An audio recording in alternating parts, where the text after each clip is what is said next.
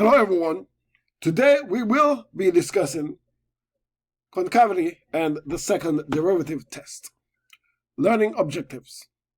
We will determine the intervals on which a function is increasing or decreasing and apply the second derivative test to determine concavity, points of inflection, and find the extrema, relative extrema of a function. Definition.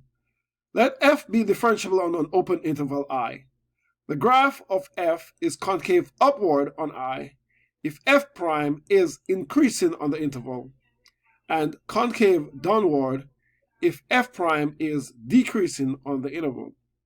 To remember this, think of concave up looking like a cup and concave down looking like a frown. So,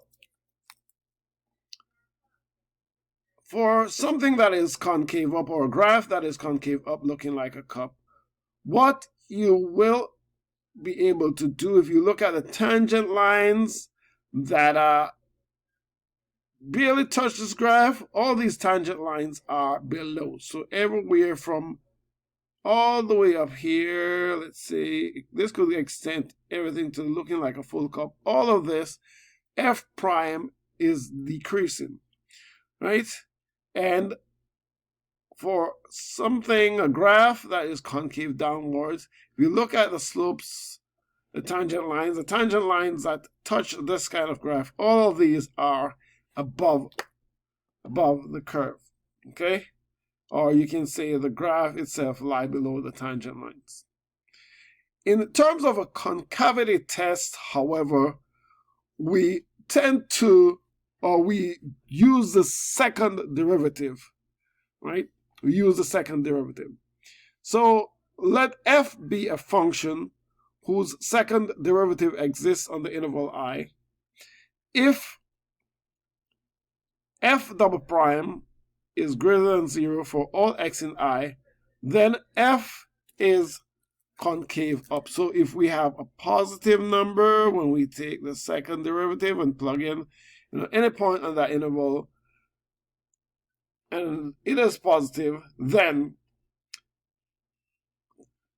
the function itself is concave up in that interval. 2, if f double prime is less than 0 for all x in I, then f is concave down over I. So again, if we take a second derivative, plug in any point on the interval, and we get a negative number, then the function itself will be concave down on that interval, okay? Let's apply this to one example. Determine the open interval on which the graph of f of x is equal to e to the negative x squared over 2 is concave upward or concave downward. So let us look at our function f of x is equal to e to the negative x squared over 2. So the f prime of x will be equal to e to the negative x squared over 2 times the derivative of negative x squared over 2, which would be like negative 1/2 times 2x, which we can simplify the entire expression to be a negative x times e to the negative x squared over 2. You need to find the second derivative.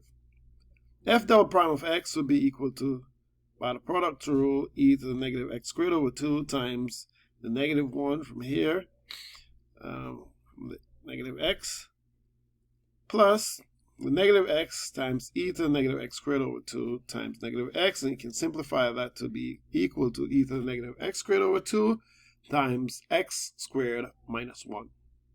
Then I want to set the second derivative is equal to 0. If you set f the prime of x is equal to 0, setting each part of the product to be equal to 0, or each factor equal to 0, e to the negative x squared is equal to over 2 equals 0. That just does not ever happen. So you could write doesn't exist, or never. But x squared minus 1 equal to 0 will imply x equals negative 1 and x equals positive 1. So if you set that equal to 0 and solve for x and bring the 1 over, x will be equal to the square root of 1 plus or minus. And so that's how we get it. Now I want to set up some intervals between negative infinity, negative 1, positive 1, and positive infinity.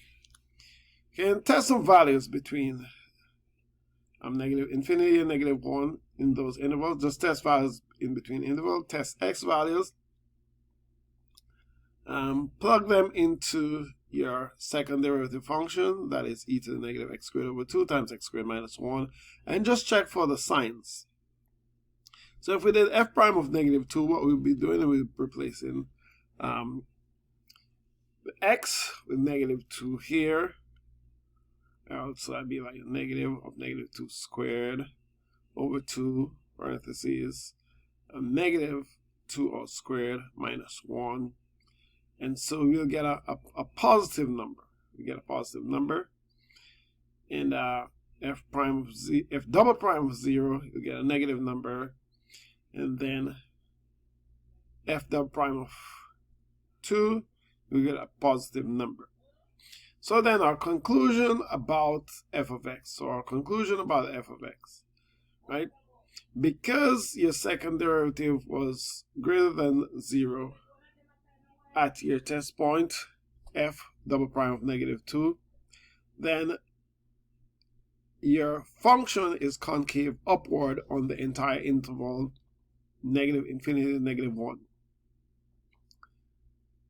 For the second interval from negative 1 to positive 1, because f double prime of your test point, f double prime of 0 was negative, then the function itself is concave downward on the interval negative 1 to 1.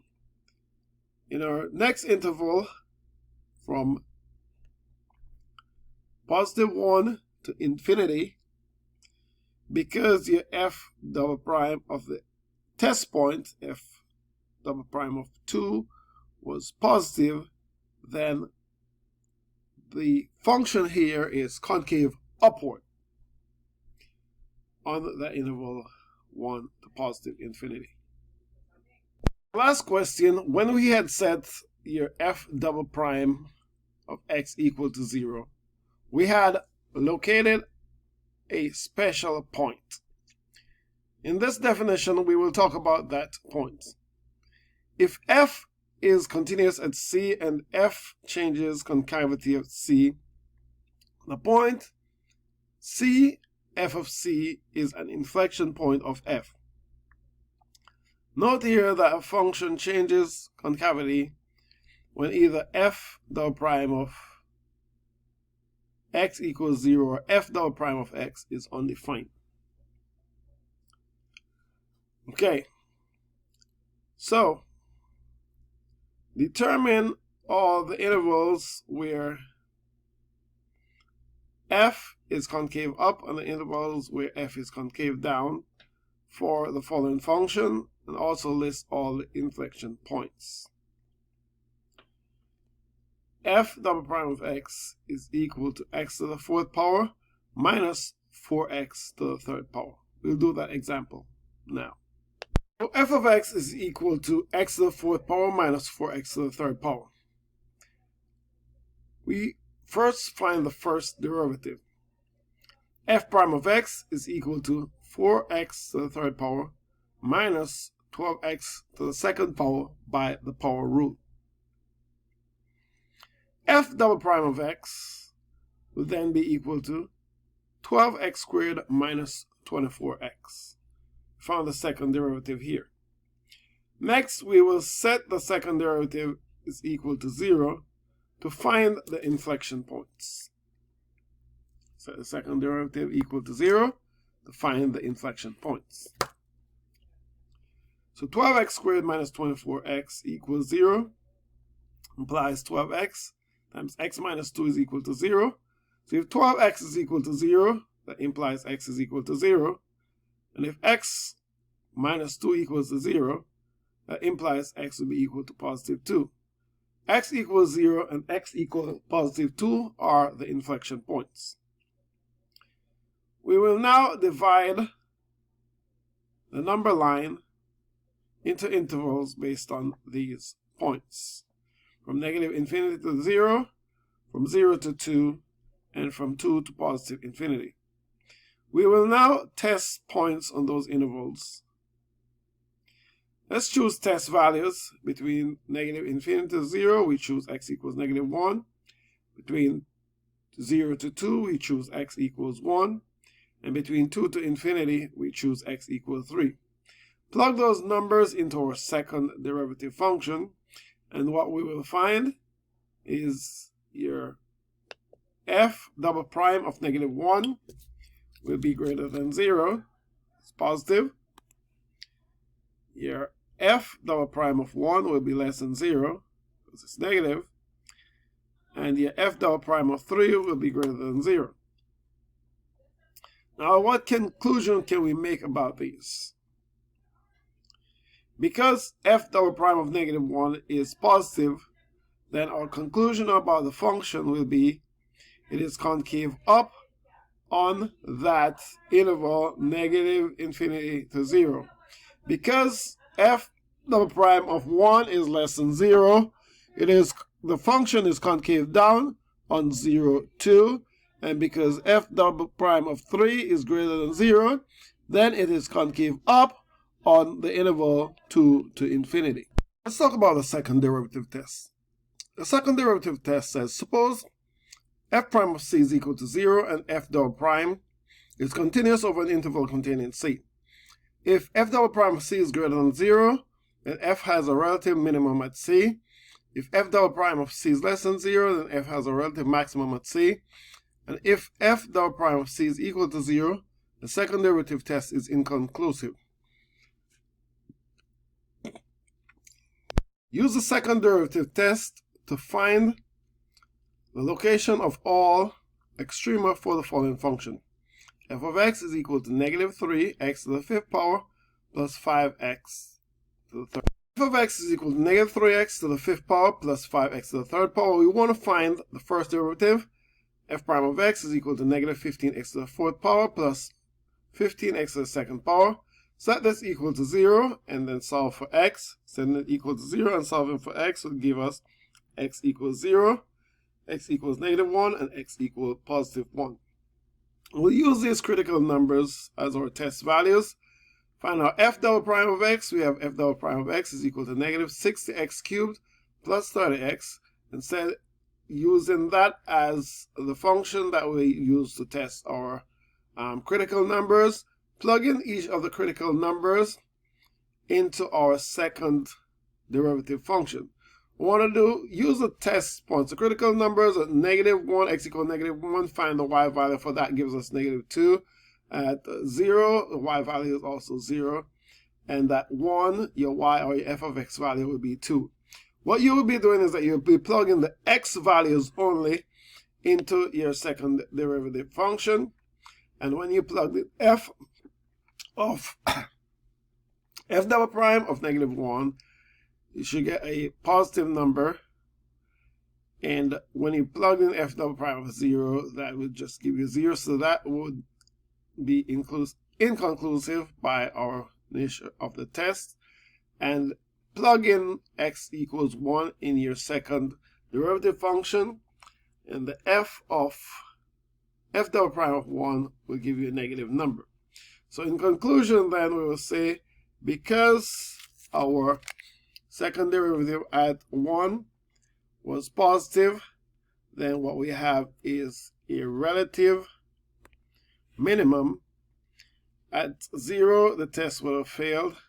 And at x equals 1, or the point 1, 2, that is our relative maximum because your second derivative is negative. Thank you so much for watching. Like and subscribe, and see you next lesson.